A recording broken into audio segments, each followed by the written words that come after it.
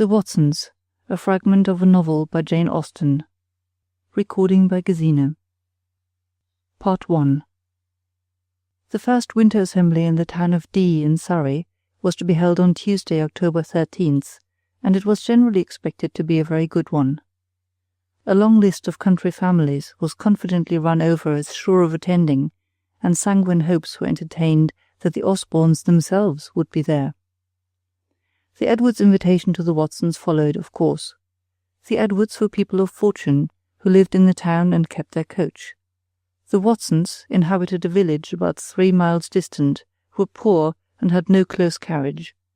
And ever since there had been balls in the place, the former were accustomed to invite the latter to dress, dine, and sleep at their house on every monthly return throughout the winter.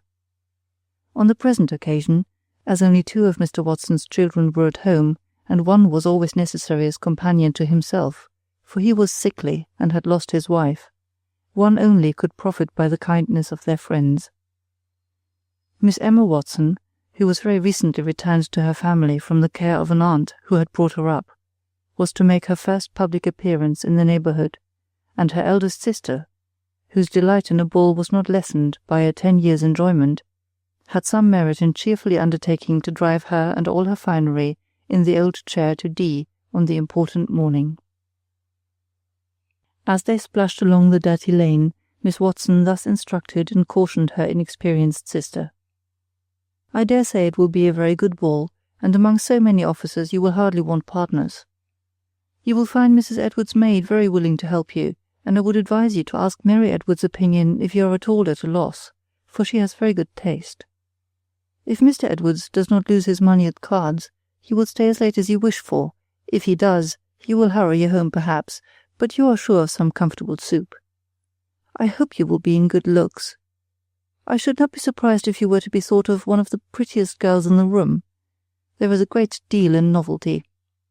Perhaps Tom Musgrave may take notice of you, but I would advise you by all means not to give him any encouragement. He generally pays attention to every new girl, but he is a great flirt and never means anything serious." "I think I have heard you speak of him before," said Emma. "Who is he?" "A young man of very good fortune, quite independent and remarkably agreeable, a universal favourite wherever he goes.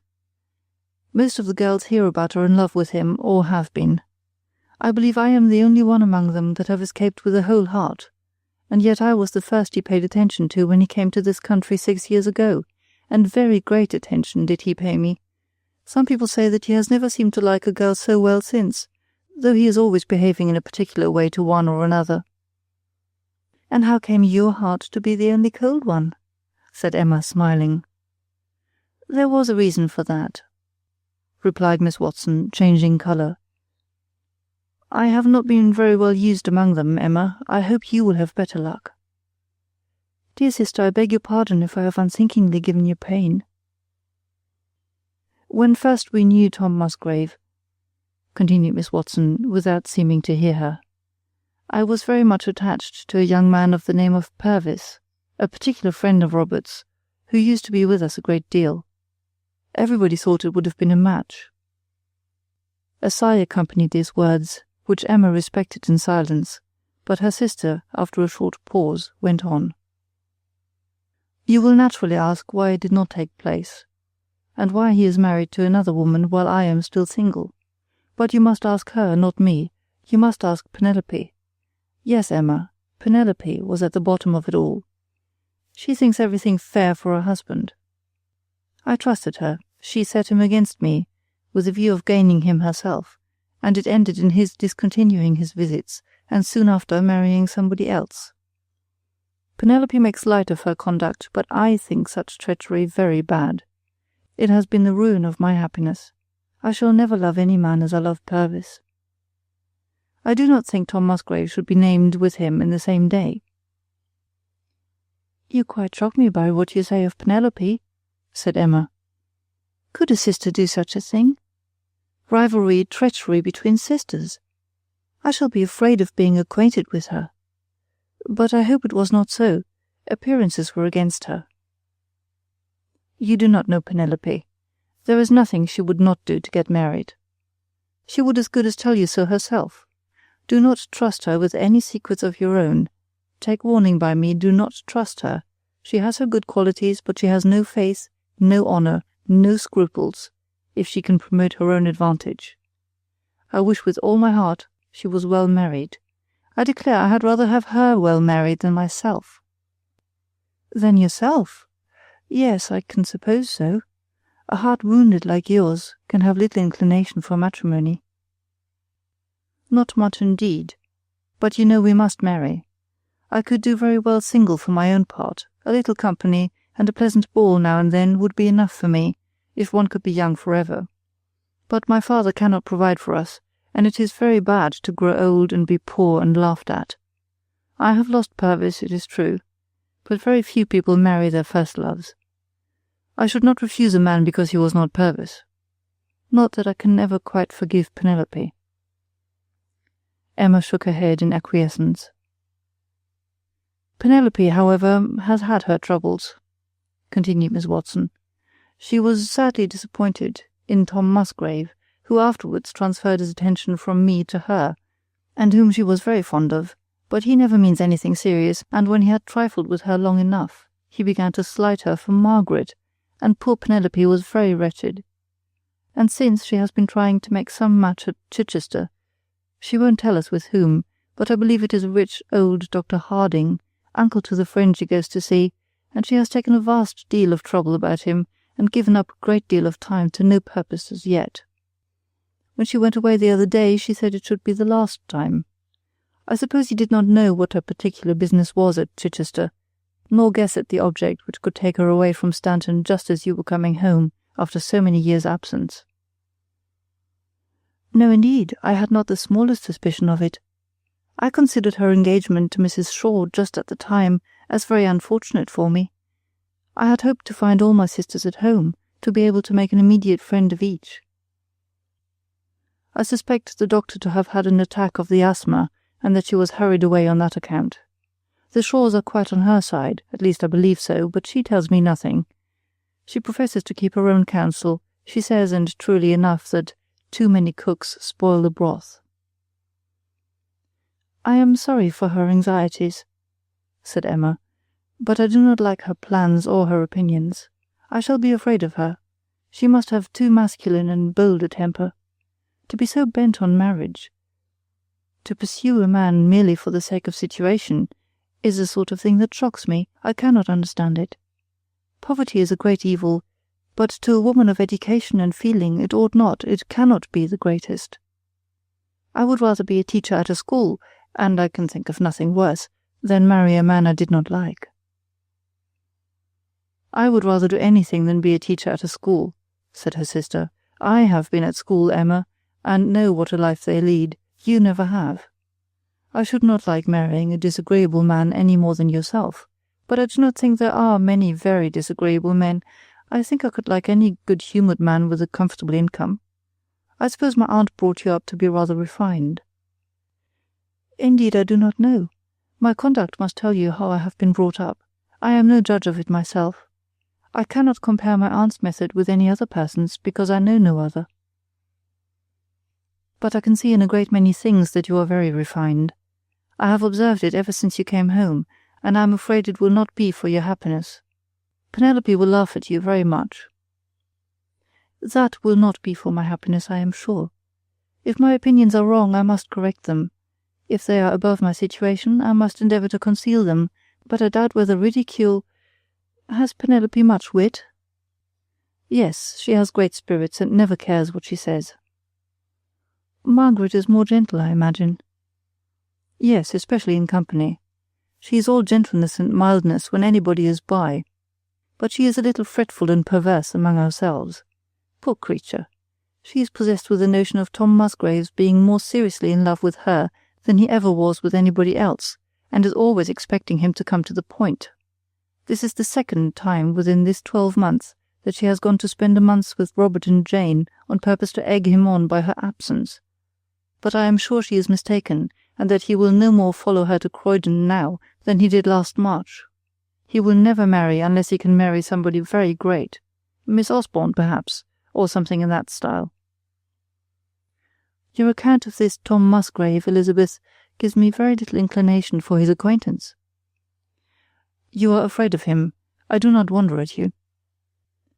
No, indeed. I dislike and despise him. Dislike and despise Tom Musgrave? No, that you never can. I defy you not to be delighted with him if he takes notice of you. I hope he will dance with you, and I dare say he will, unless the Osbornes come with a large party, and then he will not speak to anybody else. He seems to have the most engaging manners, said Emma. Well, we shall see how irresistible Mr. Tom Musgrave and I find each other. I suppose I shall know him as soon as I enter the ballroom. He must carry some of his charm in his face. You will not find him in the ballroom, I can tell you. You will go early, that Mrs. Edwards may get a good place by the fire, and he never comes till late. If the Osbornes are coming, he will wait in the passage and come in with them. I should like to look in upon you, Emma. If it was but a good day with my father, I would wrap myself up, and James should drive me over as soon as I had made tea for him, and I should be with you by the time the dancing began. What, would you come late at night in this chair? To be sure I would. There, I said you were very refined, and that's an instance of it. Emma for a moment made no answer. At last she said, I wish, Elizabeth, you had not made a point of my going to this ball. I wish you were going instead of me. Your pleasure would be greater than mine. I am a stranger here, and know nobody but the Edwardses. My enjoyment, therefore, must be very doubtful. Yours among all your acquaintance would be certain. It is not too late to change. Very little apology could be requisite to the Edwardses, who must be more glad of your company than of mine, and I should most readily return to my father, and should not be at all afraid to drive this quiet old creature home. Your clothes I would undertake to find means of sending to you. My dearest Emma, cried Elizabeth warmly, do you think I would do such a thing? Not for the universe. But I shall never forget your good nature in proposing it. You must have a sweet temper indeed. I never met with anything like it. And would you really give up the ball that I might be able to go to it? Believe me, Emma, I'm not so selfish as that comes to. No, though I am 9 years older than you are, I would not be the means of keeping you from being seen. And it should be very hard that you should not have as fair a chance as we have all had to make your fortune. No, Emma, whoever stays at home this winter, it shan't be you. I am sure I should never have forgiven the person who kept me from a ball at 19. Emma expressed her gratitude, and for a few minutes they jogged on in silence. Elizabeth first spoke. You will take notice who Mary Edwards dances with. I will remember her partners if I can, but you know they will all be strangers to me. Only observe whether she dances with Captain Hunter more than once. I have my fears in that quarter. Not that her father or mother like officers, but if she does, you know, it is all over with poor Sam, and I have promised to write him word who she dances with. Is Sam attached to Miss Edwards? Did you not know that? How should I know it? How should I know in Shropshire what is passing of that nature in Surrey? It is not likely that circumstances of such delicacy should have made any part of the scanty communication which passed between you and me for the last 14 years. I wonder I never mentioned it when I wrote. Since you have been at home, I have been so busy with my poor father and our great wash that I have had no leisure to tell you anything. But indeed I concluded you knew it all. He has been very much in love with her these 2 years, and it is a great disappointment to him that he cannot always get away to our balls, but Mr. Curtis won't often spare him, and just now it is a sickly time at Guildford. Do you suppose Miss Edwards inclined to like him? I am afraid not. You know she is an only child, and will have at least £10,000. But still she may like our brother. Oh no, the Edwards look much higher. Her father and mother would never consent to it. Sam is only a surgeon, you know. Sometimes I think she does like him. But Mary Edwards is rather prim and reserved. I do not always know what she would be at. Unless Sam feels on sure grounds with the lady herself, it seems a pity to me that he should be encouraged to think of her at all. A young man must think of somebody, said Elizabeth, "and why should he not be as lucky as Robert, who has a good wife and £6,000? "We must not all expect to be individually lucky," replied Emma. "The luck of one member of a family is luck to all." "Mine is all to come, I am sure," said Elizabeth, giving another sigh to the remembrance of Purvis. "I have been unlucky enough, and I cannot say much for you, as my aunt married again so foolishly. Well, you will have a good ball, I dare say. The next turning will bring us to the turnpike. You may see the church tower over the hedge, and the White Hart is close by it. I shall long to know what you think of Tom Musgrave." Such were the last audible sounds of Miss Watson's voice before they passed through the turnpike gate, and entered on the pitching of the town, the jumbling and noise of which made farther conversation most thoroughly undesirable. The old mare trotted heavily on, wanting no direction of the reins to take the right turning, and making only one blunder in proposing to stop at the milliner's before she drew up towards Mr. Edward's door. Mr. Edward lived in the best house in the street, and the best in the place, if Mr. Tomlinson, the banker, might be indulged in calling his newly erected house at the end of the town, with a shrubbery and sweep, in the country. Mr. Edward's house was higher than most of its neighbours, with 4 windows on each side of the door, the windows guarded by posts and chains, and the door approached by a flight of stone steps. "Here we are," said Elizabeth, as the carriage ceased moving, "safely arrived, and by the market clock we have been only 35 minutes coming, which I think is doing pretty well, though it would be nothing for Penelope. Is not it a nice town? The Edwards have a noble house, you see, and they live quite in style. The door will be opened by a man in livery, with a powdered head, I can tell you." Emma had seen the Edwardses only one morning at Stanton. They were therefore all but strangers to her, and though her spirits were by no means indispensable to the expected joys of the evening, she felt a little uncomfortable in the thought of all that was to precede them. Her conversation with Elizabeth, too, giving her some very unpleasant feelings with respect to her own family, had made her more open to disagreeable impressions from any other cause, and increased her sense of the awkwardness of rushing into intimacy on so slight an acquaintance. There was nothing in the manner of Mrs. or Miss Edwards to give immediate change to these ideas. The mother, though a very friendly woman, had a reserved air, and a great deal of formal civility, and her daughter, a genteel-looking girl of 22, with her hair in papers, seemed very naturally to have caught something of the style of her mother, who had brought her up. Emma was soon left to know what they could be, by Elizabeth's being obliged to hurry away, and some very languid remarks on the probable brilliancy of the ball were all that broke, at intervals, a silence of half an hour, before they were joined by the master of the house. Mr. Edwards had a much easier and more communicative air than the ladies of the family. He was fresh from the street, and he came ready to tell whatever might interest. After a cordial reception of Emma, he turned to his daughter with, "Well, Mary, I bring you good news. The Osbornes will certainly be at the ball tonight. Horses for 2 carriages are ordered from the White Hart to be at Osborne Castle by 9.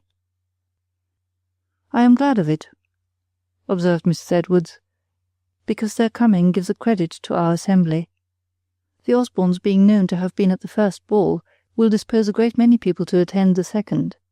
It is more than they deserve, for in fact they add nothing to the pleasure of the evening. They come so late and go so early, but great people have always their charm." Mr. Edwards proceeded to relate every other article of news which his morning's lounge had supplied him with, and they chatted with greater briskness, till Mrs. Edwards' moment for dressing arrived, and the young ladies were carefully recommended to lose no time. Emma was shown to a very comfortable apartment, and as soon as Mrs. Edwards' civilities could leave her to herself, the happy occupation, the first bliss of a ball, began. The girls, dressing in some measure together, grew unavoidably better acquainted. Emma found in Miss Edwards the show of good sense, a modest unpretending mind, and a great wish of obliging, and when they returned to the parlour where Mrs. Edwards was sitting, respectably attired in one of the 2 satin gowns which went through the winter, and a new cap from the milliner's, they entered it with much easier feelings and more natural smiles than they had taken away. Their dress was now to be examined, Mrs. Edwards acknowledged herself too old-fashioned to approve of every modern extravagance, however sanctioned, and though complacently viewing her daughter's good looks, would give but a qualified admiration, and Mr. Edwards, not less satisfied with Mary, paid some compliments of good-humoured gallantry to Emma at her expense. The discussion led to more intimate remarks, and Miss Edwards gently asked Emma if she were not often reckoned very like her youngest brother. Emma thought she could perceive a faint blush accompany the question, and there seemed something still more suspicious in the manner in which Mr. Edward took up the subject. "You are paying Miss Emma no great compliment, I think, Mary," he said hastily.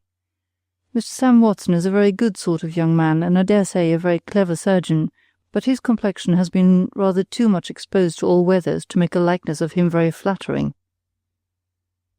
Mary apologized in some confusion. She had not thought a strong likeness at all incompatible with very different degrees of beauty. There might be a resemblance in countenance, and the complexion and even the features be very unlike.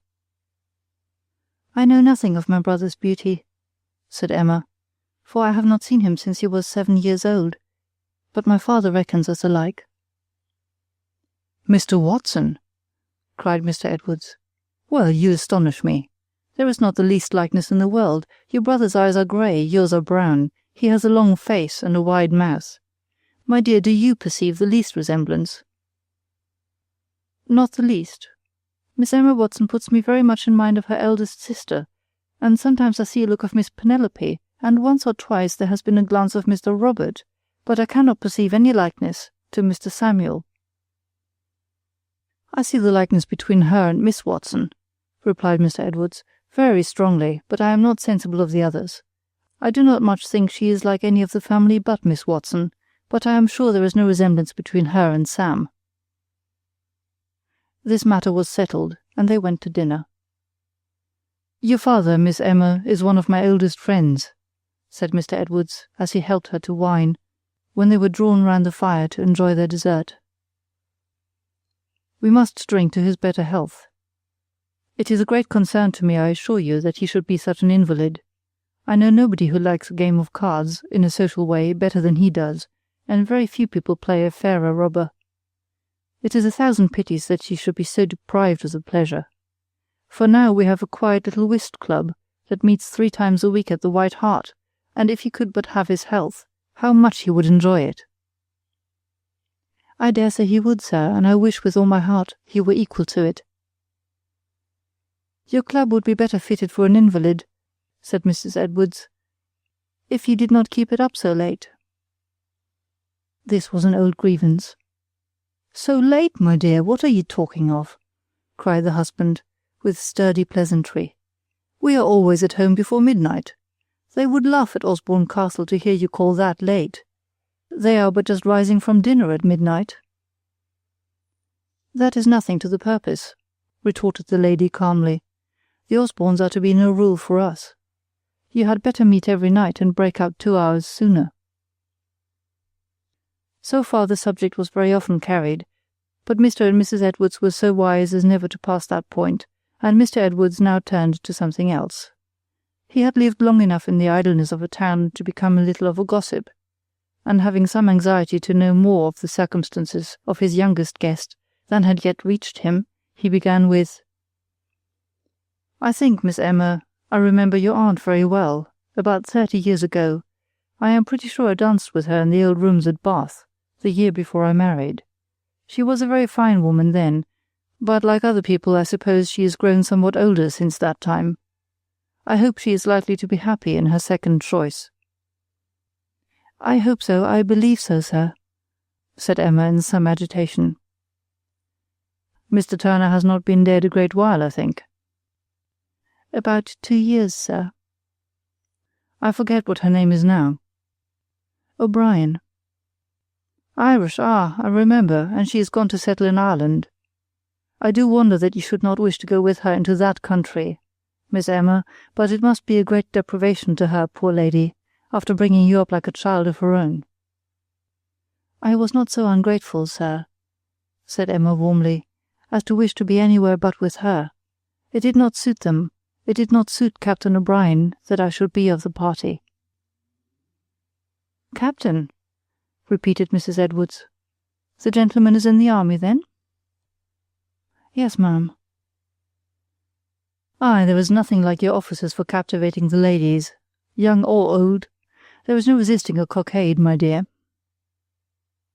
"I hope there is," said Mrs. Edwards gravely, with a quick glance at her daughter, and Emma had just recovered from her own perturbation in time to see a blush on Miss Edwards' cheek, and in remembering what Elizabeth had said of Captain Hunter, to wander and waver between his influence and her brother's.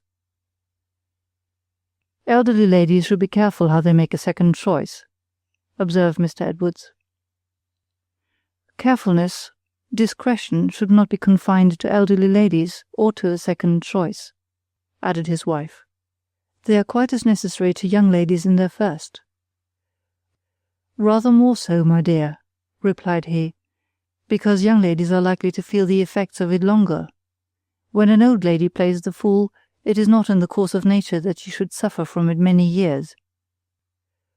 Emma drew her hand across her eyes, and Mrs. Edwards, on perceiving it, changed the subject of one to less anxiety to all.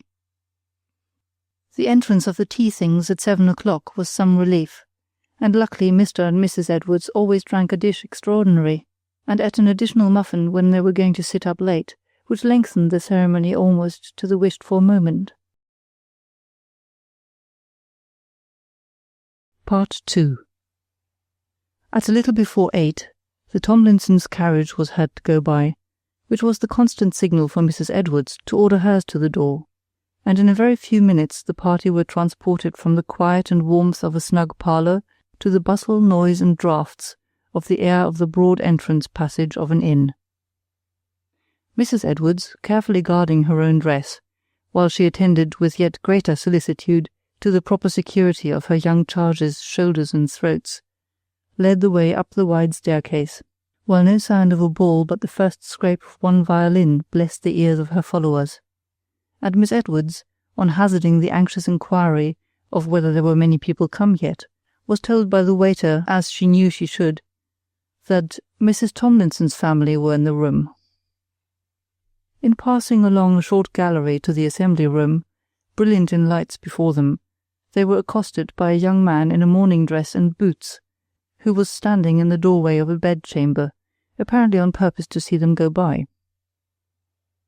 "Ah, Mrs. Edwards, how do you do? How do you do, Miss Edwards?" he cried with an easy air. "You are determined to be in good time, I see, as usual. The candles are but this moment lit." "I like to get a good seat by the fire, you know, Mr. Musgrave," replied Mrs. Edwards. "I am this moment going to dress," said he. "I am waiting for my stupid fellow. We shall have a famous ball. The Osbornes are certainly coming, you may depend upon that, for I was with Lord Osborne this morning." The party passed on. Mrs. Edwards' satin gown swept along the clean floor of the ballroom to the fireplace at the upper end, where one party only were formally seated, while 3 or 4 officers were lounging together, passing in and out from the adjoining card-room.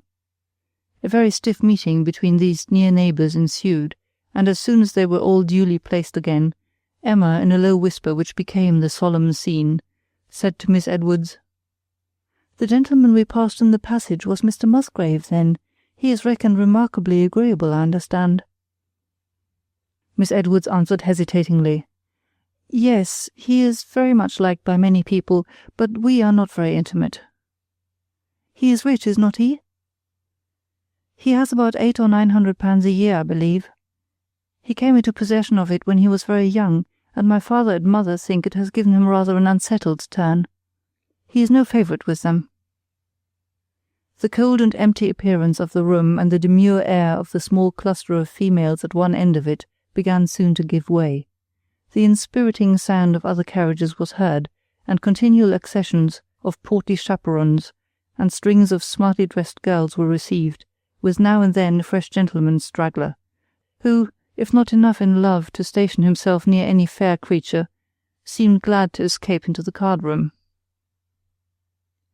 Among the increasing number of military men, one now made his way to Miss Edwards with an air of empressement which decidedly said to her companion, "I am Captain Hunter," and Emma, who could not but watch her at such a moment, saw her looking rather distressed, but by no means displeased, and heard an engagement formed for the first 2 dances, which made her think her brother Sam's a hopeless case.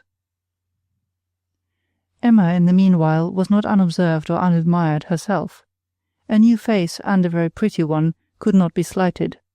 Her name was whispered from one party to another, and no sooner had the signal been given by the orchestra's striking up a favourite air, which seemed to call the young to their duty and people the centre of the room, than she found herself engaged to dance with a brother officer, introduced by Captain Hunter. Emma Watson was not more than of the middle height, well made and plump, with an air of healthy vigour. Her skin was very brown, but clear, smooth, and glowing, which, with a lively eye, a sweet smile, and an open countenance, gave beauty to attract, and expression to make that beauty improve on acquaintance. Having no reason to be dissatisfied with her partner, the evening began very pleasantly to her, and her feelings perfectly coincided with the reiterated observation of others that it was an excellent ball. The 2 first dances were not quite over when the returning sound of carriages after a long interruption called general notice, and "The Osbornes are coming! The Osbornes are coming!" was repeated round the room. After some minutes of extraordinary bustle without and watchful curiosity within, the important party, preceded by the attentive master of the inn to open a door which was never shut, made their appearance. They consisted of Lady Osborne, her son Lord Osborne, her daughter Miss Osborne, Miss Carr, her daughter's friend, Mr. Howard, formerly tutor to Lord Osborne, now clergyman in the parish in which the castle stood, Mrs. Blake, a widow's sister who lived with him, her son, a fine boy of 10 years old, and Mr. Tom Musgrave, who, probably imprisoned within his own room, had been listening in bitter impatience to the sound of the music for the last half-hour. In their progress up the room, they paused almost immediately behind Emma to receive the compliments of some acquaintance, and she heard Lady Osborne observe that they had made a point of coming early for the gratification of Mrs. Blake's little boy, who was uncommonly fond of dancing. Emma looked at them all as they passed, but chiefly and with most interest on Tom Musgrave, who was certainly a genteel, good-looking young man. Of the females, Lady Osborne had by much the finest person. Though nearly 50, she was very handsome, and had all the dignity of rank. Lord Osborne was a very fine young man, but there was the air of coldness, of carelessness, even of awkwardness about him, which seemed to speak him out of his element in a ball-room. He came, in fact, only because it was judged expedient for him to please the borough. He was not fond of women's company, and he never danced.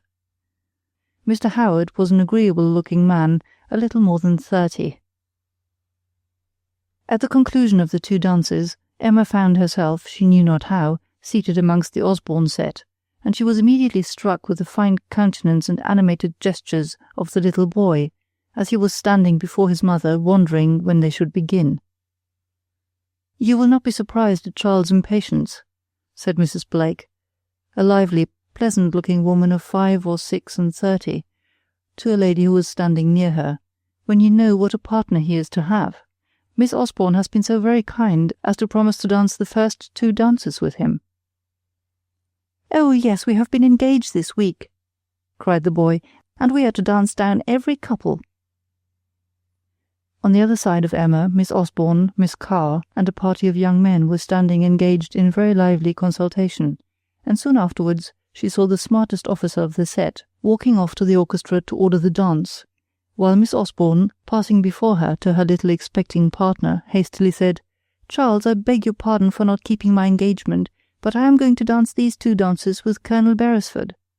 I know you will excuse me, and I will certainly dance with you after tea."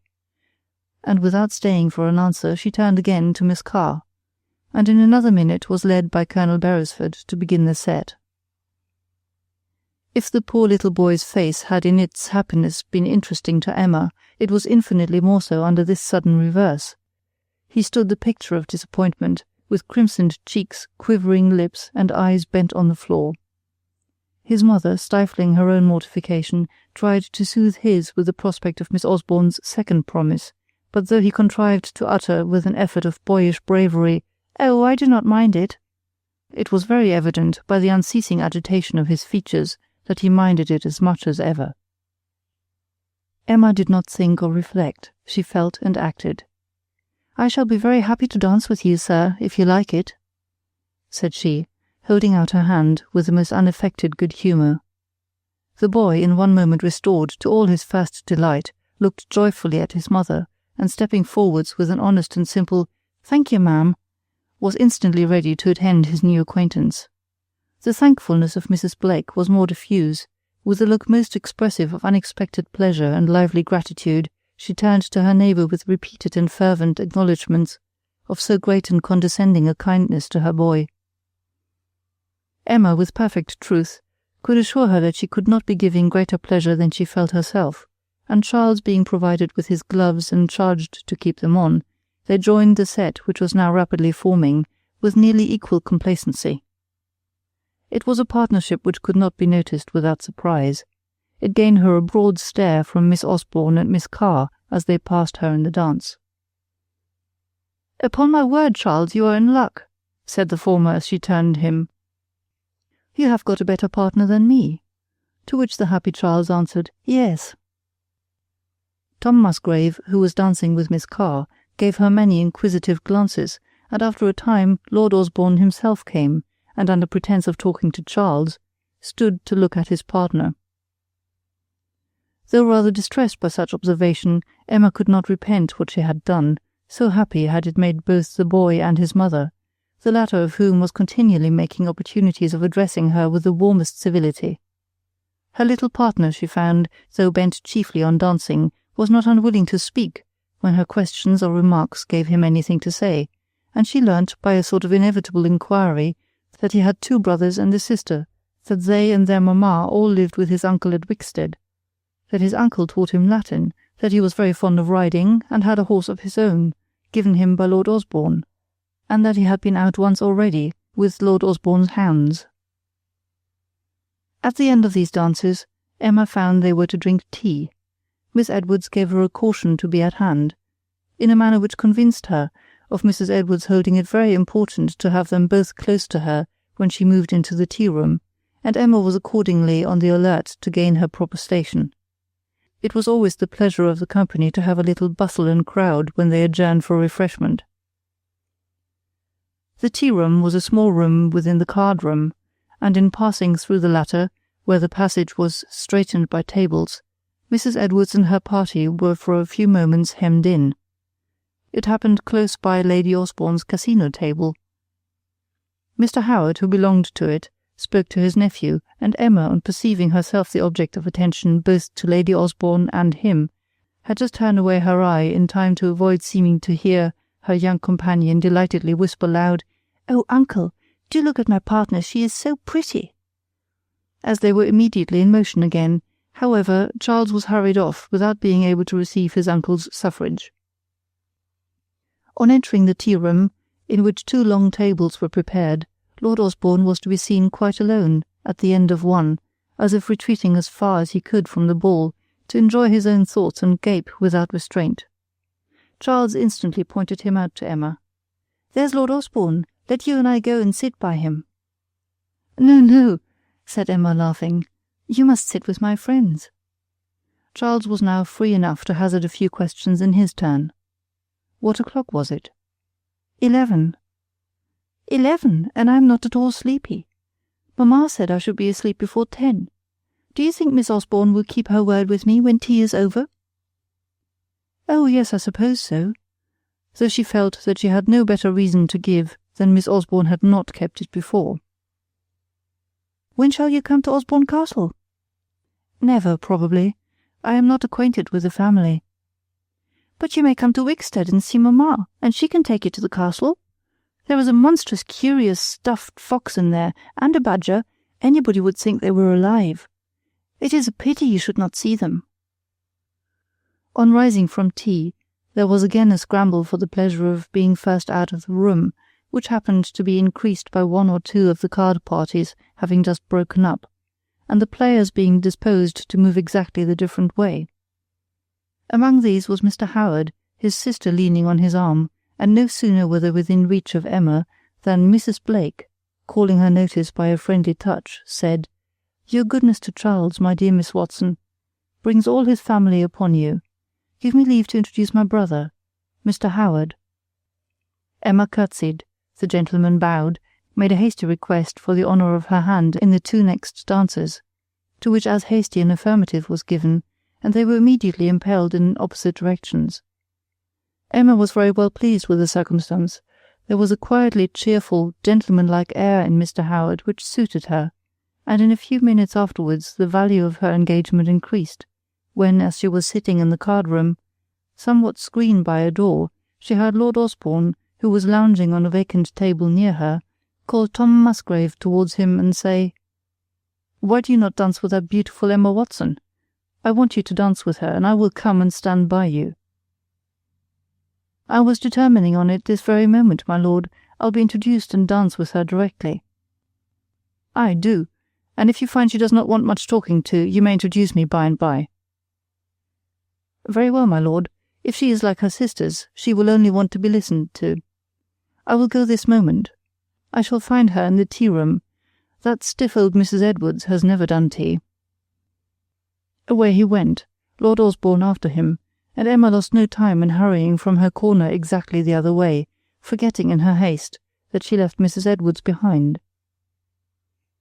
"We had quite lost you," said Mrs. Edwards, who followed her with Mary in less than 5 minutes. "If you prefer this room to the other, there is no reason why you should not be here, but we had better all be together."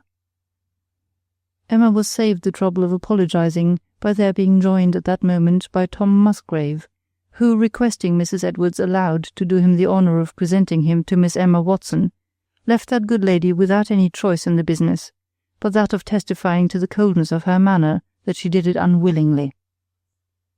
The honour of dancing with her was solicited without loss of time, and Emma, however she might like to be thought a beautiful girl by a lord or commoner, was so little disposed to favour Tom Musgrave himself that she had considerable satisfaction in avowing her previous engagement.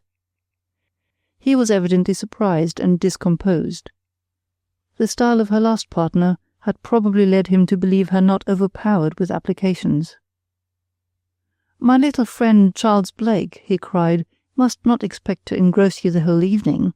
We can never suffer this. It is against the rules of the assembly, and I am sure it will never be patronized by our good friend here, Mrs. Edwards. She is by a much too nice a judge of decorum to give her license to such dangerous particularity." "I am not going to dance with Mr. Blake, sir."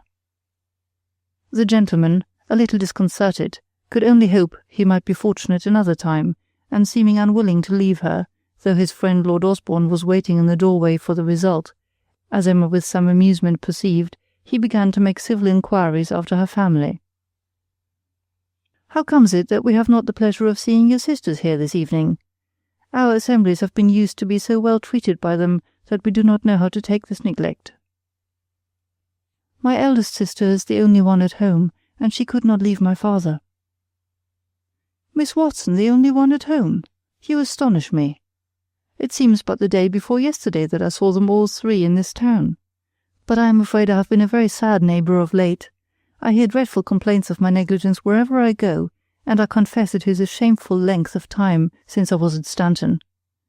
But I shall now endeavour to make myself amends for the past." Emma's calm courtesy in reply must have struck him as very unlike the encouraging warmth he had been used to receive from her sisters, and gave him probably the novel sensation of doubting his own influence, and of wishing for more attention than she bestowed. The dancing now recommenced, Miss Carr being impatient to call.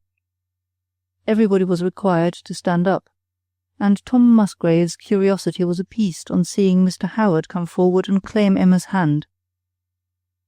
"That will do as well for me," was Lord Osborne's remark, when his friend carried him the news, and he was continually at Howard's elbow during the two dances. The frequency of his appearance there was the only unpleasant part of the engagement, the only objection she could make to Mr. Howard. In himself, she thought him as agreeable as he looked. Though chatting on the commonest topics, he had a sensible, unaffected way of expressing himself, which made them all worth hearing, and she only regretted that he had not been able to make his pupil's manners as unexceptionable as his own. The two dances seemed very short, and she had her partner's authority for considering them so. At their conclusion, the Osbornes and their train were all on the move. "We are off at last," said his lordship to Tom. "How much longer do you stay in this heavenly place? Till sunrise?" "No, faith, my lord, I have had quite enough of it. I assure you I shall not show myself here again when I have had the honour of attending Lady Osborne to her carriage. I shall retreat in as much secrecy as possible to the remote corner of the house, where I shall order a barrel of oysters and be famously snug. Let me see you soon at the castle, and bring me word how she looks by daylight." Emma and Mrs. Blake parted as old acquaintance, and Charles shook her by the hand and wished her good-bye at least a dozen times. From Miss Osborne and Miss Carr she received something like a jerking curtsy as they passed her. Even Lady Osborne gave her a look of complacency, and his lordship actually came back, after the others were out of the room, to beg her pardon, and look in the window-seat behind her for the gloves which were visibly compressed in his hand. As Tom Musgrave was seen no more, we may suppose his plan to have succeeded, and imagine him mortifying with his barrel of oysters in dreary solitude, or gladly assisting the landlady in her bar to make fresh negus for the happy dancers above. Emma could not help missing the party by whom she had been, though in some respects unpleasantly, distinguished, and the two dances which followed and concluded the ball were rather flat in comparison with the others. Mr. Edwards having played with good luck, they were some of the last in the room. "Here we are back again, I declare," said Emma sorrowfully, as she walked into the dining-room, where the table was prepared, and the neat upper maid was lighting the candles. "My dear Miss Edwards, how soon it is at an end! I wish it could all come over again." A great deal of kind pleasure was expressed in her having enjoyed the evening so much, and Mr. Edwards was as warm as herself in the praise of the fullness, brilliancy, and spirit of the meeting, though as he had been fixed the whole time at the same table in the same room, with only one change of chairs, it might have seemed a matter scarcely perceived. But he had won 4 rubbers out of 5, and everything went well. His daughter felt the advantage of his gratified state of mind, in the course of the remarks and retrospections which now ensued over the welcome soup. "How come you did not dance with either of the Mr. Tomlinsons, Mary?" said her mother. "I was always engaged when they asked me." "I thought you were to have stood up with Mr. James the last 2 dances. Mrs. Tomlinson told me he was gone to ask you, and I had heard you say 2 minutes before that you were not engaged." "Yes, but there was a mistake. I had misunderstood. I did not know I was engaged. I thought it had been for the 2 dances after, if we stayed so long, but Captain Hunter assured me it was for those very 2. "So you ended with Captain Hunter, Mary, did you?" said her father. "And whom did you begin with?" "Captain Hunter," was repeated in a very humble tone. That is being constant, however. But who else did you dance with?" "Mr. Norton and Mr. Styles." "And who are they?" "Mr. Norton is a cousin of Captain Hunter's." "And who is Mr. Styles?" "One of his particular friends." "All in the same regiment," added Mrs. Edwards. "Mary was surrounded by redcoats all the evening. I should have been better pleased to see her dancing with some of our old neighbours, I confess." Yes, we must not neglect our old neighbours. But if these soldiers are quicker than other people in a ballroom, what are young ladies to do?" "I think there is no occasion for their engaging themselves so many dances beforehand, Mr. Edwards." "No, perhaps not, but I remember, my dear, when you and I did the same." Mrs. Edwards said no more, and Mary breathed again. A good deal of good-humoured pleasantry followed, and Emma went to bed in charming spirits, her head full of Osbornes, Blakes, and Howards. Part 3. The next morning brought a great many visitors. It was the way of the place always to call on Mrs. Edwards the morning after a ball, and this neighbourly inclination was increased in the present instance by a general spirit of curiosity on Emma's account, as everybody wanted to look again at the girl who had been admired the night before by Lord Osborne. Many were the eyes, and various the degrees of approbation with which she was examined. Some saw no fault, and some no beauty. With some her brown skin was the annihilation of every grace, and others could never be persuaded that she was half so handsome as Elizabeth Watson had been 10 years ago. The morning passed quickly away in discussing the merits of the ball with all this succession of company, and Emma was at once astonished by finding it 2 o'clock, and considering that she had heard nothing of her father's chair. After this discovery she had walked twice to the window to examine the street, and was on the point of asking leave to ring the bell and make inquiries, when the light sound of a carriage driving up to the door set her heart at ease. She stepped again to the window, but instead of the convenient, though very unsmart, family equipage, perceived a neat curricle. Mr. Musgrave was shortly afterwards announced, and Mrs. Edwards put on her very stiffest look at the sound. Not at all dismayed, however, by her chilling air, he paid his compliments to each of the ladies with no unbecoming ease, and continuing to address Emma, presented her a note which he had the honour of bringing from her sister, but to which he must observe a verbal postscript from himself would be requisite. The note, which Emma was beginning to read rather before Mrs. Edwards had entreated her to use no ceremony, contained a few lines from Elizabeth importing that their father, in consequence of being unusually well, had taken the sudden resolution of attending the visitation that day, and that as his road lay quite wide from D., it was impossible for her to come home till the following morning, unless the Edwardses would send her, which was hardly to be expected, or she could meet with any chance conveyance, or did not mind walking so far. She had scarcely run her eye through the whole before she found herself obliged to listen to Tom Musgrave's farther account. "I received that note from the fair hands of Miss Watson only 10 minutes ago," said he. "I met her in the village of Stanton, whither my good stars prompted me to turn my horses' heads.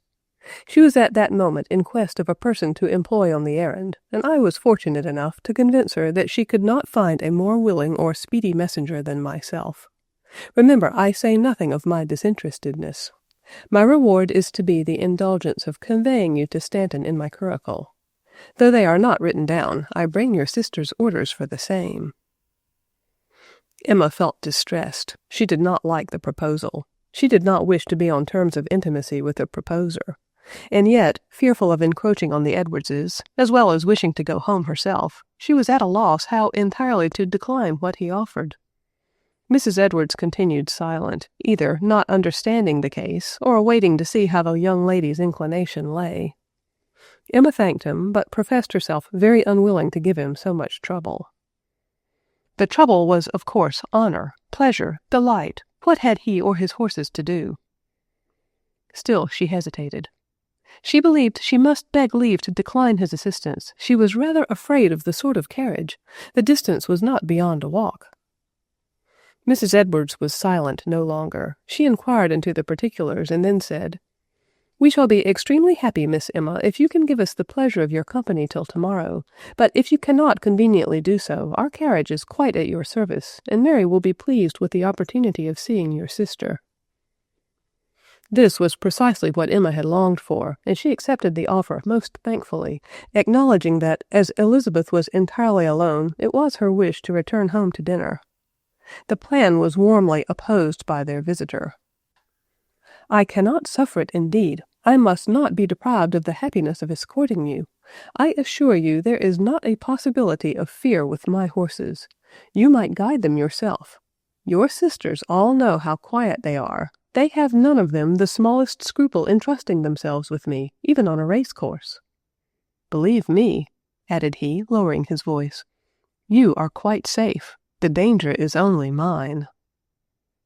Emma was not more disposed to oblige him for all this. "And as to Mrs. Edwards' carriage being used the day after a ball, it is a thing quite out of rule, I assure you, never heard of before. The old coachman will look as black as his horses, won't he, Miss Edwards?" No notice was taken. The ladies were silently firm, and the gentleman found himself obliged to submit. "What a famous ball we had last night!" he cried after a short pause. "How long did you keep it up after the Osbornes and I went away?" "We had 2 dances more." It is making it too much of a fatigue, I think, to stay so late. I suppose your set was not a very full one." "Yes, quite as full as ever, except the Osbornes. There seemed no vacancy anywhere, and everybody danced with uncommon spirit to the very last." Emma said this, though against her conscience. "Indeed, perhaps I might have looked in upon you again, if I had been aware of as much, for I am rather fond of dancing than not. Miss Osborne is a charming girl, is not she?" "I do not think her handsome," replied Emma, to whom all this was chiefly addressed. "Perhaps she is not critically handsome, but her manners are delightful, and Fanny Carr is a most interesting little creature. You can imagine nothing more naive or piquant. And what do you think of Lord Osborne, Miss Watson?" "He would be handsome even though he were not a lord, and perhaps better bred, more desirous of pleasing and showing himself pleased in a right place." "Upon my word, you are severe upon my friend. I assure you Lord Osborne is a very good fellow." "I do not dispute his virtues, but I do not like his careless air." "If it were not a breach of confidence," replied Tom, with an important look, "perhaps I might be able to win a more favorable opinion of poor Osborne." Emma gave him no encouragement, and he was obliged to keep his friend's secret. He was also obliged to put an end to his visit, for Mrs. Edwards having ordered her carriage, there was no time to be lost on Emma's side in preparing for it. Miss Edwards accompanied her home, but as it was dinner hour at Stanton, stayed with them only a few minutes. "Now, my dear Emma," said Miss Watson as soon as they were alone, "you must talk to me all the rest of the day without stopping, or I shall not be satisfied. But first of all, Nanny shall bring in the dinner. Poor thing! You will not dine as you did yesterday, for we have nothing but some fried beef. How nice Mary Edwards looks in her new pelisse! And now tell me how you like them all, and what I am to say to Sam. I have begun my letter. Jack Stokes is to call for it tomorrow, for his uncle is going within a mile of Guildford the next day." Nanny brought in the dinner. "We will wait upon ourselves," continued Elizabeth, "and then we shall lose no time. And so you would not come home with Tom Musgrave?" "No, you had said so much against him that I could not wish either for the obligation or the intimacy which the use of his carriage must have created. I should not even have liked the appearance of it." "You did very right, though I wonder at your forbearance, and I do not think I could have done it myself. He seemed so eager to fetch you that I could not say no, though it rather went against me to be throwing you together, so well as I knew his tricks. But I did long to see you, and it was a clever way of getting you home. Besides, it won't do to be too nice. Nobody could have thought of the Edwardses letting you have their coach, after the horses being out so late. But what am I to say to Sam? If you are guided by me, you will not encourage him to think of Miss Edwards. The father is decidedly against him, the mother shows him no favour, and I doubt his having any interest with Mary. She danced twice with Captain Hunter, and I think shows him in general as much encouragement as is consistent with her disposition and the circumstances she is placed in. She once mentioned Sam, and certainly with a little confusion, but that was perhaps merely owing to the consciousness of his liking her, which may very probably have come to her knowledge. Oh dear, yes, she has heard enough of that from us all. Poor Sam! He is out of luck as well as other people. For the life of me, Emma, I cannot help feeling for those that are crossed in love. Well, now begin, and give me an account of everything as it happened." Emma obeyed her, and Elizabeth listened with very little interruption till she heard of Mr. Howard as a partner. "Dance with Mr. Howard? Good heavens, you don't say so! Why, he is quite one of the great and grand ones. Did you not find him very high?" "His manners are of a kind to give me much more ease and confidence than Tom Musgrave's." "Well, go on. I should have been frightened out of my wits to have had anything to do with the Osborne's set." Emma concluded her narration. "And so you really did not dance with Tom Musgrave at all, but you must have liked him. You must have been struck with him altogether." "I do not like him, Elizabeth. I allow his person and air to be good, and that his manners, to a certain point, his address, rather, is pleasing. But I see nothing else to admire in him. On the contrary, he seems very vain, very conceited, absurdly anxious for distinction, and absolutely contemptible in some of the measures he takes for becoming so. There is a ridiculousness about him that entertains me, but his company gives me no other agreeable emotion. My dearest Emma, you are like nobody else in the world. It is well Margaret is not by. You do not offend me, though I hardly know how to believe you, but Margaret would never forgive such words. I wish Margaret could have heard him profess his ignorance of her being out of the country. He declared it seemed only 2 days since he had seen her.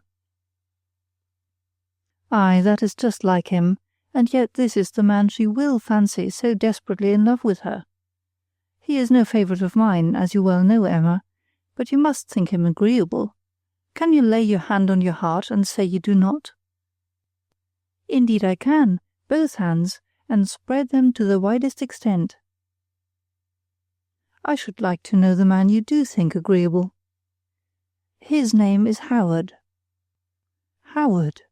Dear me, I cannot think of him but as playing cards with Lady Osborne and looking proud. I must own, however, that it is a relief to me to find you can speak as you do of Tom Musgrave. My heart did misgive you that you would like him too well. You talked so stoutly beforehand that I was sadly afraid your brag would be punished. I only hope it will last, and that he will not come on to pay you too much attention. It is a hard thing for a woman to stand against the flattering ways of a man when he is bent upon pleasing her. As their quietly sociable little meal concluded, Miss Watson could not help observing how comfortably it had passed. "It is so delightful to me," said she, "to have things going on in peace and good humour. Nobody can tell how much I hate quarrelling. Now, though we have had nothing but fried beef, how good it has all seemed! I wish everybody were as easily satisfied as you, but poor Margaret is very snappish, and Penelope owns she had rather have quarrelling going on than nothing at all." Mr. Watson returned in the evening not the worse for the exertion of the day, and consequently pleased with what he had done, and glad to talk of it over his own fireside. Emma had not foreseen any interest to herself in the occurrences of a visitation, but when she heard Mr. Howard spoken of as the preacher, and as having given them an excellent sermon, she could not help listening with a quicker ear. "I do not know when I have heard a discourse more to my mind," continued Mr. Watson, "or one better delivered. He reads extremely well, with great propriety, and in a very impressive manner, and at the same time without any theatrical grimace or violence. I own I do not like much action in the pulpit. I do not like the studied air and artificial inflections of voice which your very popular and most admired preachers generally have. A simple delivery is much better calculated to inspire devotion, and shows a much better taste. Mr. Howard read like a scholar and a gentleman." "And what had you for dinner, sir?" said his eldest daughter. He related the dishes and told what he had ate himself. "Upon the whole," he added, "I have had a very comfortable day. My old friends were quite surprised to see me amongst them, and I must say that everybody paid me great attention, and seemed to feel for me as an invalid. They would make me sit near the fire, and as the partridges were pretty high, Dr. Richards would have them sent away to the other end of the table, that they might not offend Mr. Watson, which I thought very kind of him. But what pleased me as much as anything was Mr. Howard's attention. There is a pretty steep flight of steps up to the room we dine in, which do not quite agree with my gouty foot, and Mr. Howard walked by me from the bottom to the top, and would make me take his arm. It struck me as very becoming in so young a man, but I am sure I had no claim to expect it, for I never saw him before in my life. By the by, he inquired after one of my daughters, but I do not know which. I suppose you know among yourselves." Part 4. On the third day after the ball, As Nanny, at 5 minutes before 3, was beginning to bustle into the parlour with the tray and the knife-case, she was suddenly called to the front door by the sound of as smart a rap as the end of a riding-whip could give, and though charged by Miss Watson to let nobody in, returned in half a minute with a look of awkward dismay to hold the parlour door open for Lord Osborne and Tom Musgrave. The surprise of the young ladies may be imagined. No visitors would have been welcome at such a moment, but such visitors as these, such a one as Lord Osborne at least, a nobleman and a stranger, was really distressing. He looked a little embarrassed himself, as on being introduced by his easy, voluble friend, he muttered something of doing himself the honour of waiting upon Mr. Watson. Though Emma could not but take the compliment of the visit to herself, she was very far from enjoying it. She felt all the inconsistency of such an acquaintance, with the very humble style in which they were obliged to live, and having in her aunt's family been used to so many of the elegancies of life, was fully sensible of all that must be open to the ridicule of richer people in her present home. Of the pain of such feelings Elizabeth knew very little. Her simple mind, or juster reason, saved her from such mortification, and though shrinking under a general sense of inferiority, she felt no particular shame. Mr. Watson, as the gentleman had already heard from Nanny, was not well enough to be downstairs. With much concern they took their seats, Lord Osborne near Emma, and the convenient Mr. Musgrave, in high spirits at his own importance, on the other side of the fireplace, with Elizabeth. He was at no loss for words, but when Lord Osborne had hoped that Emma had not caught cold at the ball, he had nothing more to say for some time, and could only gratify his eye by occasional glances at his fair neighbour. Emma was not inclined to give herself much trouble for his entertainment, and after hard labour of mind, he produced the remark of its being a very fine day, and followed it up with the question of, "Have you been walking this morning?" "No, my lord, we thought it too dirty." "You should wear half-boots." After another pause, "Nothing sets off a neat angle more than a half-boot. Nankeen galoshed with black looks very well. Do you not like half-boots?" "Yes, but unless they are so stout as to injure their beauty, they are not fit for country walking." "Ladies should ride in dirty weather. Do you ride?" "No, my lord." "I wonder every lady does not. A woman never looks better than on horseback." "But every woman may not have the inclination, or the means." "If they knew how much it became them, they would all have the inclination, and I fancy, Miss Watson, when once they had the inclination, the means would soon follow." "Your lordship thinks we always have our own way. That is a point on which ladies and gentlemen have long disagreed, but without pretending to decide it, I may say that there are some circumstances which even women cannot control. Female economy will do a great deal, my lord, but it cannot turn a small income into a large one." Lord Osborne was silenced. Her manner had been neither sententious nor sarcastic, but there was something in its mild seriousness, as well as in the words themselves, which made his lordship think, and when he addressed her again, it was with a degree of considerate propriety, totally unlike the half-awkward, half-fearless style of his former remarks. It was a new thing with him to wish to please a woman. It was the first time that he had ever felt what was due a woman in Emma's situation, but as he wanted neither in sense nor a good disposition, he did not feel it without effect. "You have not been long in this country, I understand," he said, in the tone of a gentleman. "I hope you are pleased with it." He was rewarded by a gracious answer, and a more liberal full view of her face than she had yet bestowed.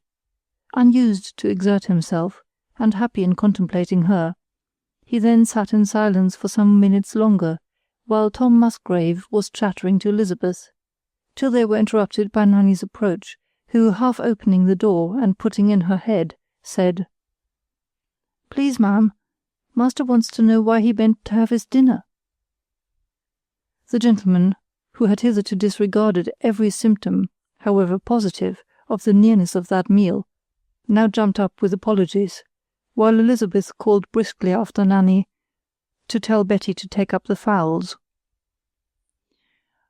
"I am sorry it happened so," she added, turning good-humouredly towards Musgrave, "but you know what early hours we keep." Tom had nothing to say for himself. He knew it very well, and such honest simplicity, such shameless truth, rather bewildered him.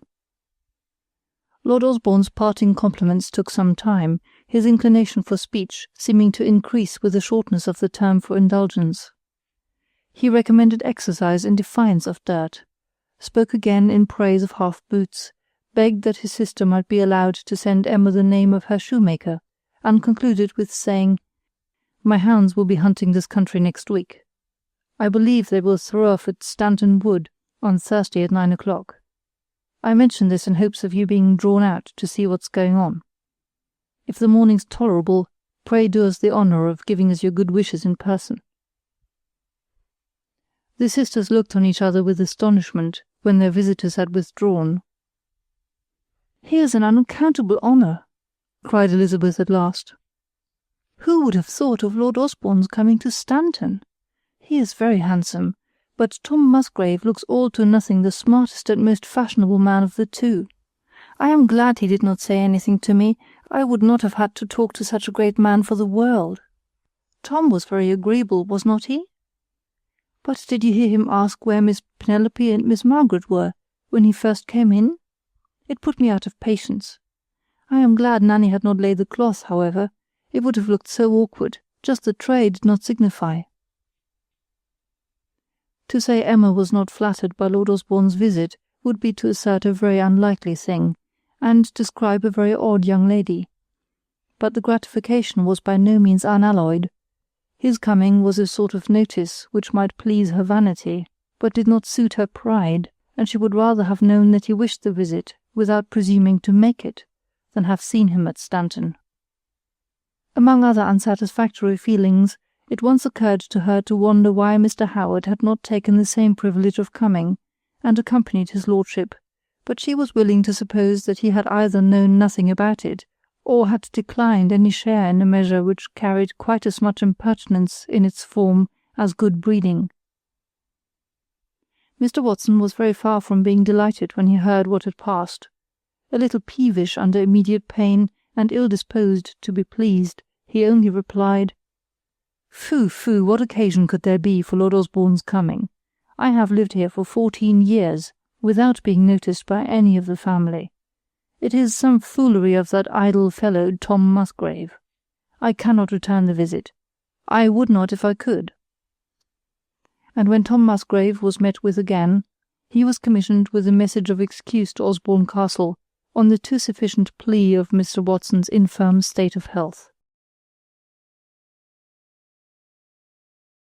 Part 5.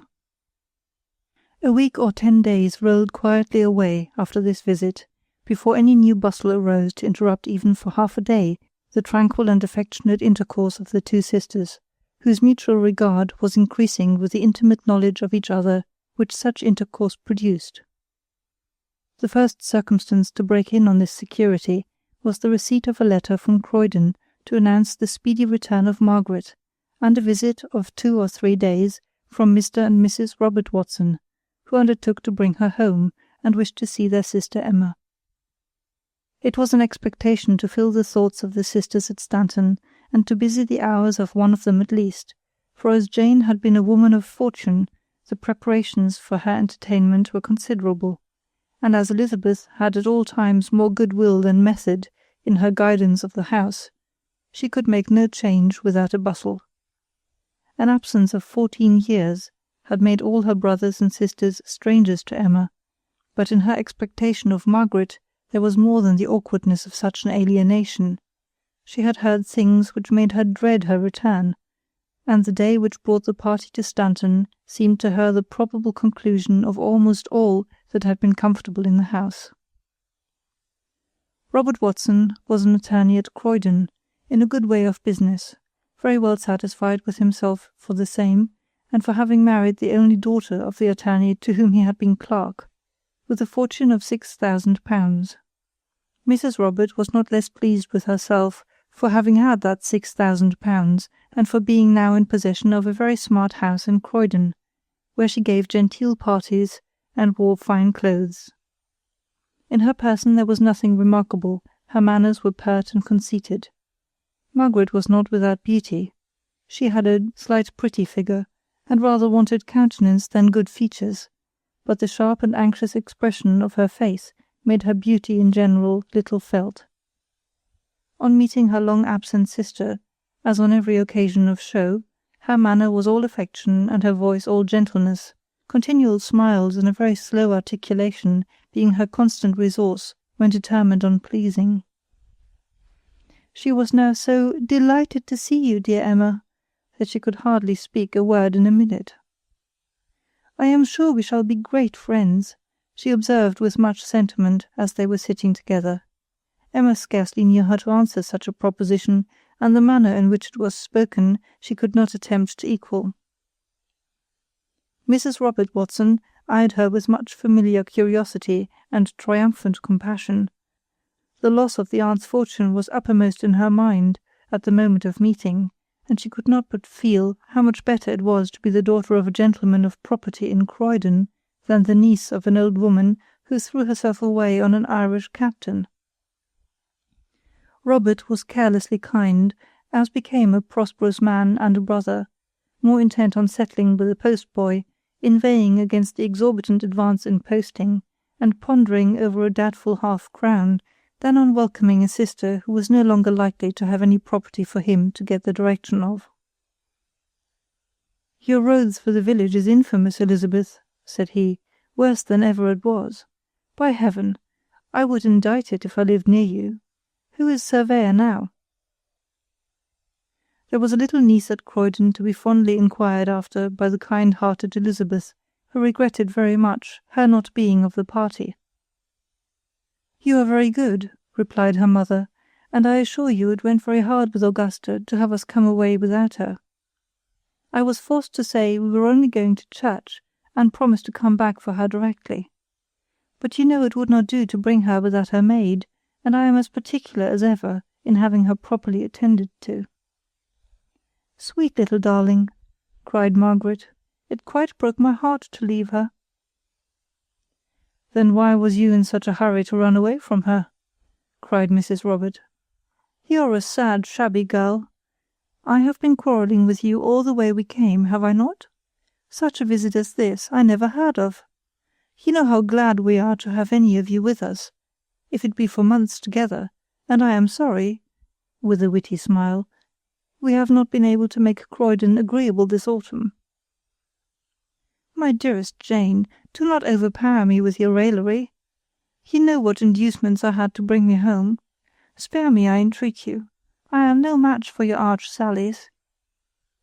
"Well, I only beg you will not set your neighbours against the place.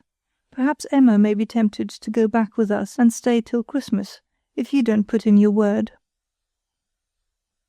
Emma was greatly obliged. "I assure you we have very good society at Croydon. I do not much attend the balls, they are rather too mixed, but our parties are very select and good. I had 7 tables last week in my drawing-room. Are you fond of the country? How do you like Stanton?" "Very much," replied Emma, who thought a comprehensive answer most to the purpose. She saw that her sister-in-law despised her immediately.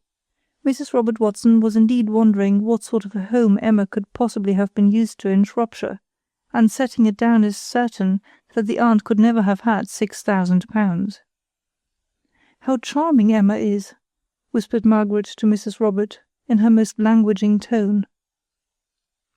Emma was quite distressed by such behaviour, and she did not like it better when she heard Margaret, 5 minutes afterwards, say to Elizabeth in a sharp, quick accent, totally unlike the first, "Have you heard from Penn since she went to Chichester?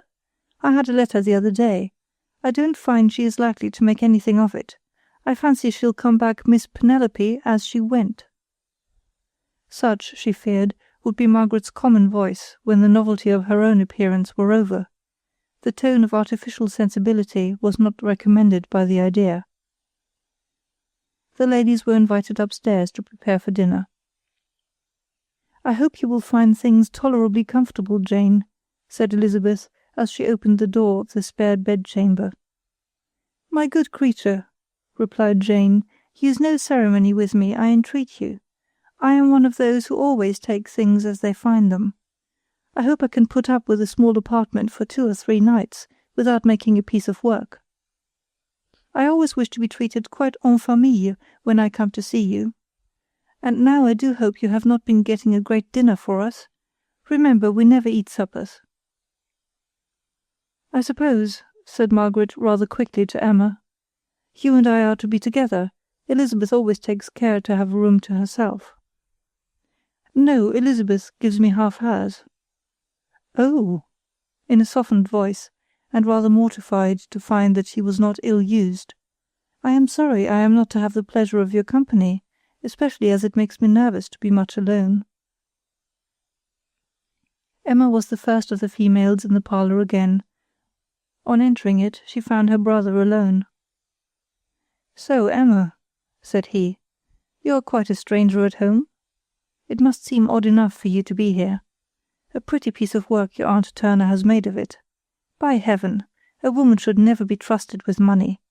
I always said she ought to have settled something on you as soon as her husband died." "But that would have been trusting me with money," replied Emma, "and I am a woman too." "It might have been secured to your future use, without your having any power over it now. What a blow it must have been upon you, to find yourself, instead of heiress to 8,000 or 9,000 pounds, sent back a weight upon your family, without a sixpence.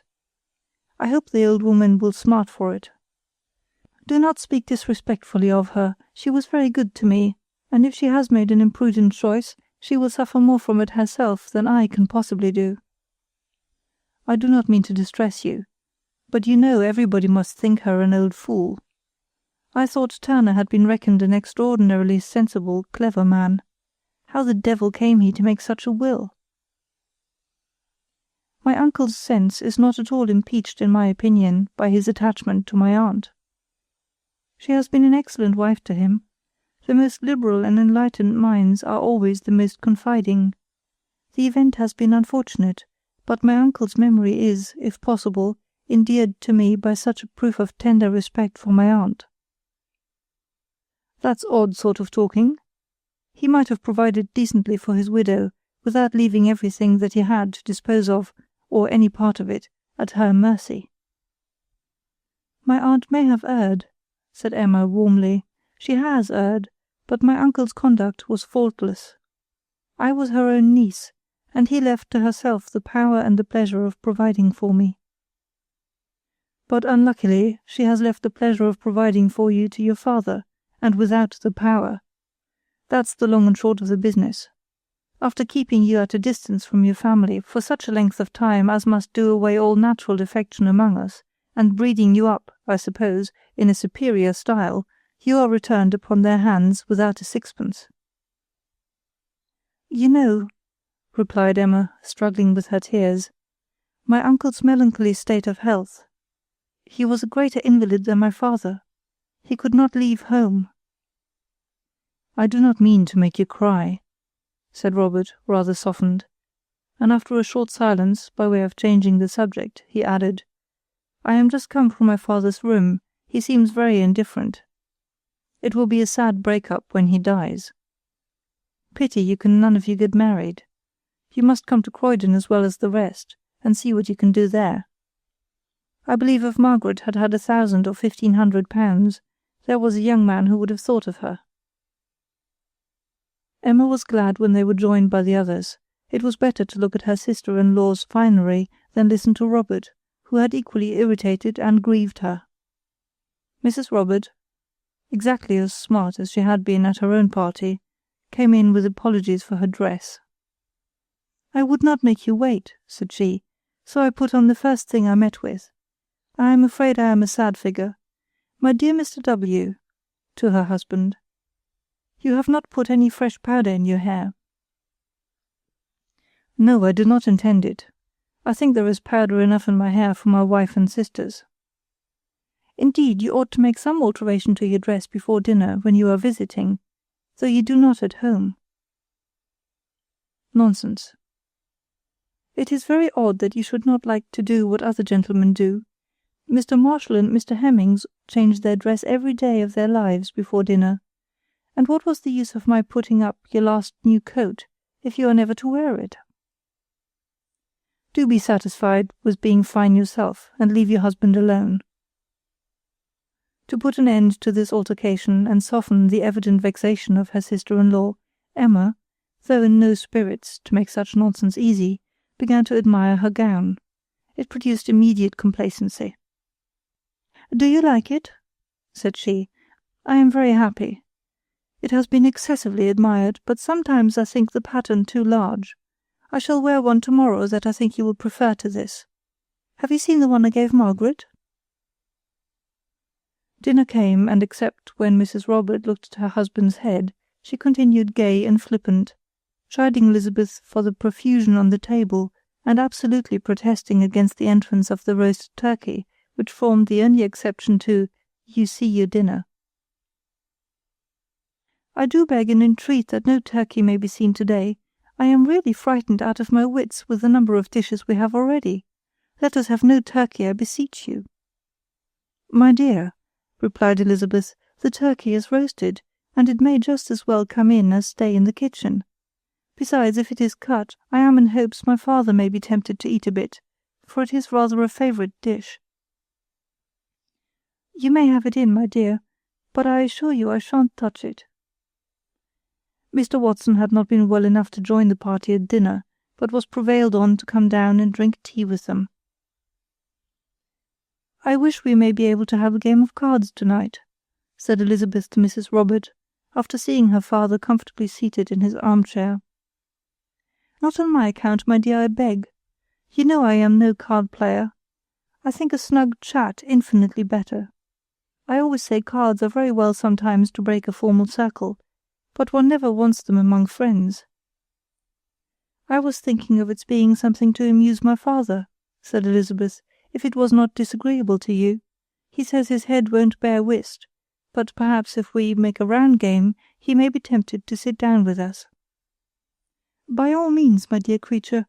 I am quite at your service. Only do not oblige me to choose the game, that's all.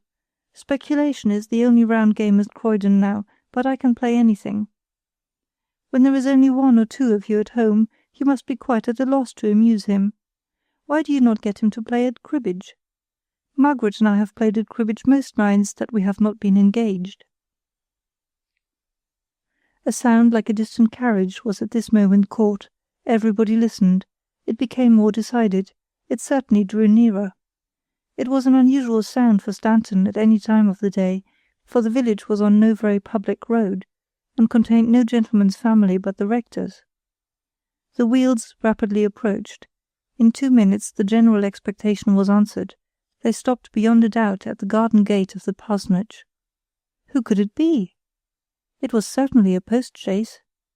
Penelope was the only creature to be thought of. She might perhaps have met with some unexpected opportunity of returning. A pause of suspense ensued. Steps were distinguished along the paved footway, which led under the windows of the house to the front door, and then within the passage. They were the steps of a man. It could not be Penelope. It must be Samuel. The door opened and displayed Tom Musgrave in the wrap of a traveller. He had been in London, and was now on his way home, and he had come half a mile out of his road, merely to call for 10 minutes at Stanton.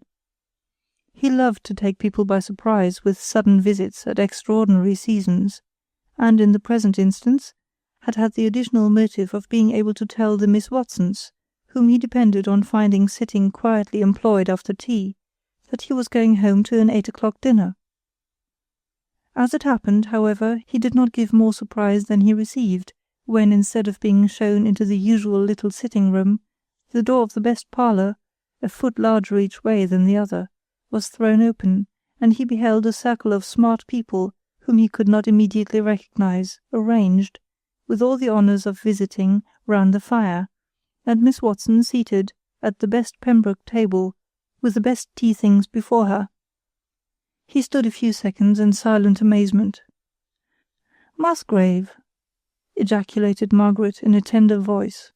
He recollected himself and came forward, delighted to find such a circle of friends, and blessing his good fortune for the unlooked-for indulgence. He shook hands with Robert, bowed and smiled to the ladies, and did everything very prettily, but as to any particularity of address or emotion towards Margaret, Emma, who closely observed him, perceived nothing that did not justify Elizabeth's opinion, though Margaret's modest smiles imported that she meant to take the visit to herself.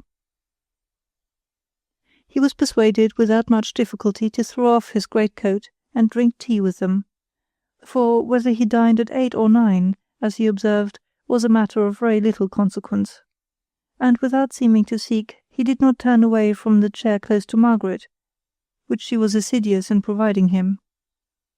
She had thus secured him from her sisters, but it was not immediately in her power to preserve him from her brother's claims, for as he came avowedly from London, and had left it only 4 hours ago, the last current report as to public news, and the general opinion of the day, must be understood before Robert could let his attention be yielded to the less national and important demands of the women. At last, however, he was at liberty to hear Margaret's soft address, as she spoke her fears of his having had the most terrible, cold, dark, dreadful journey. "Indeed, you should not have set out so late." "I could not be earlier," he replied. "I was detained chatting at the Bedford by a friend.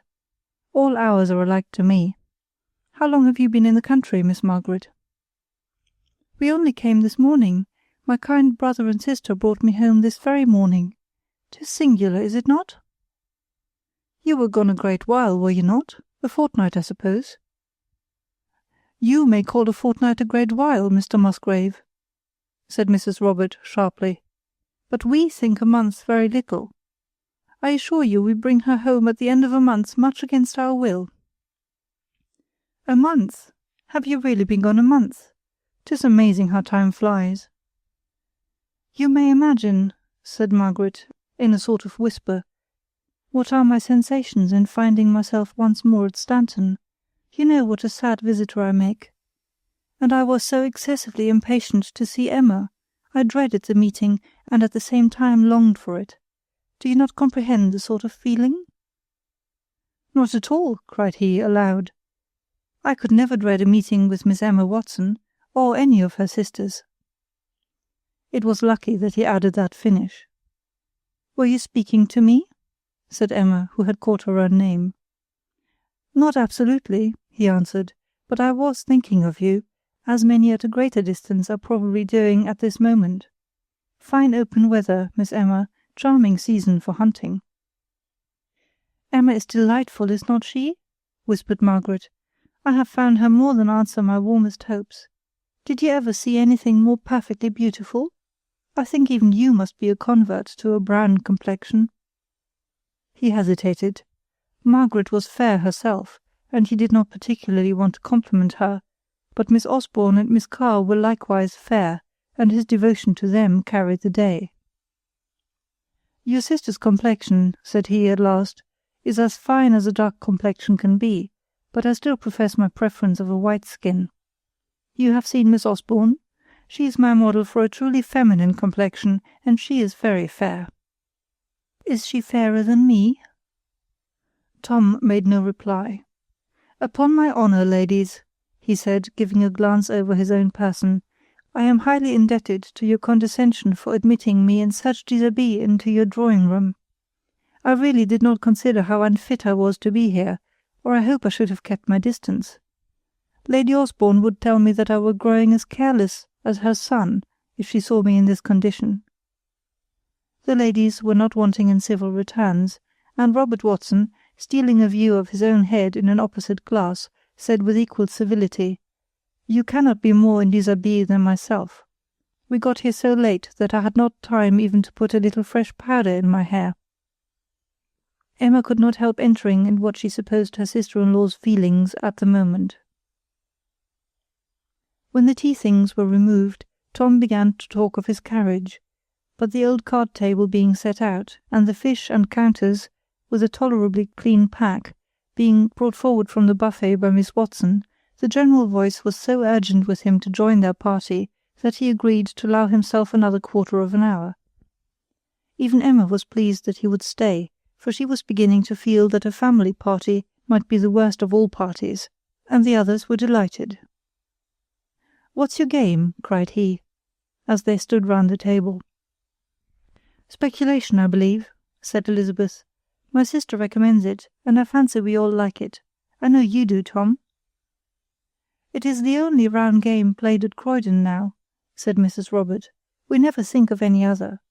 I am glad it is a favourite with you." "Oh, me!" said Tom. "Whatever you decide on will be a favourite with me.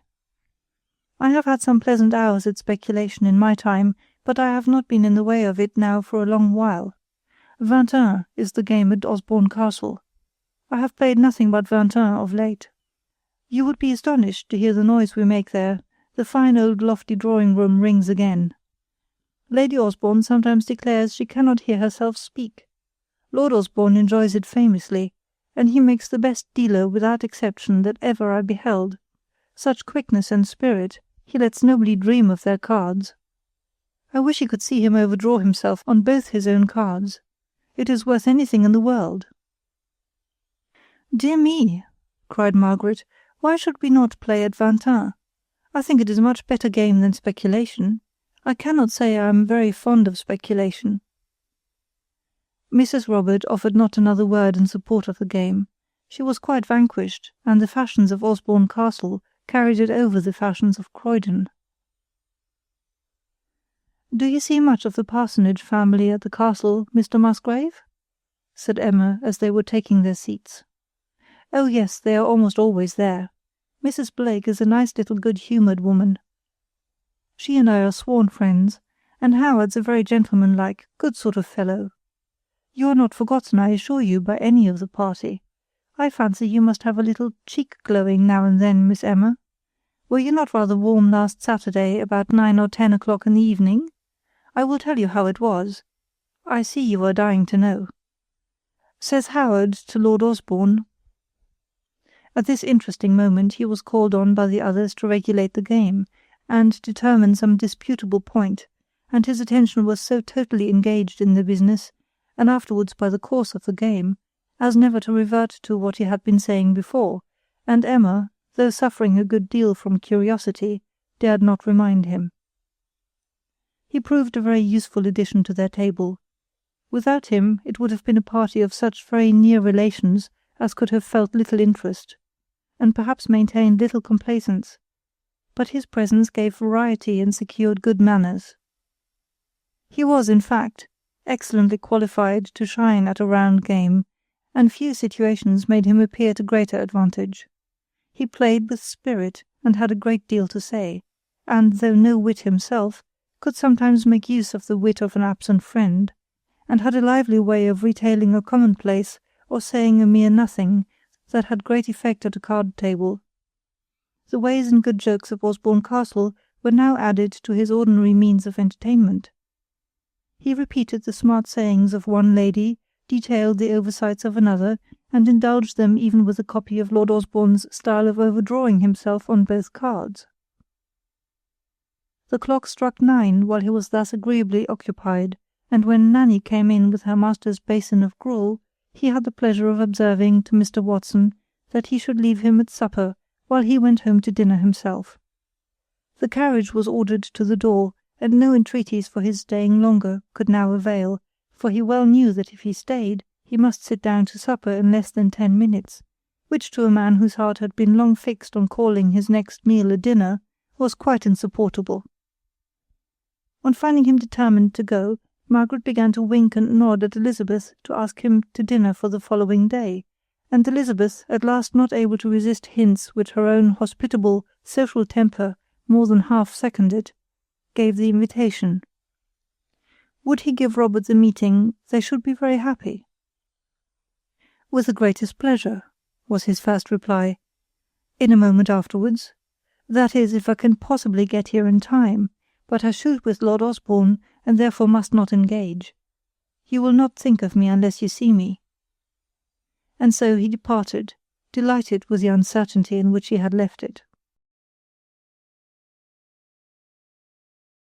Part 6. Margaret, in the joy of her heart under circumstances which she chose to consider as peculiarly propitious, would willingly have made a confidante of Emma when they were alone for a short time the next morning, and had proceeded so far as to say, "The young man who was here last night, my dear Emma, and returns to-day, is more interesting to me than perhaps you may be aware." But Emma, pretending to understand nothing extraordinary in the words, made some very inapplicable reply, and jumping up, ran away from a subject which was odious to her feelings. As Margaret would not allow a doubt to be repeated of Musgrave's coming to dinner, preparations were made for his entertainment much exceeding what had been deemed necessary the day before, and taking the office of superintendence entirely from her sister, she was half the morning in the kitchen herself, directing and scolding. After a great deal of indifferent cooking and anxious suspense, however, they were obliged to sit down without their guest. Tom Musgrave never came, and Margaret was at no pains to conceal her vexation under the disappointment, or repress the peevishness of her temper.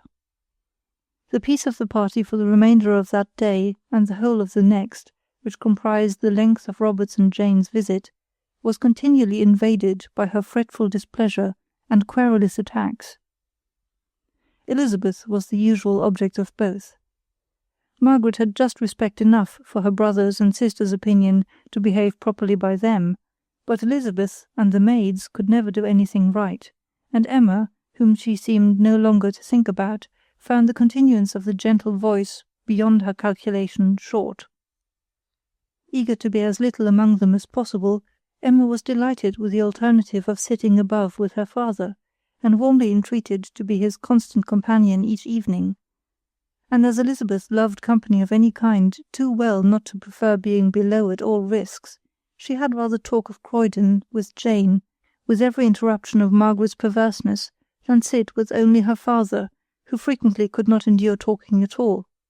The affair was so settled, as soon as she could be persuaded to believe it no sacrifice on her sister's part. To Emma the change was most acceptable and delightful.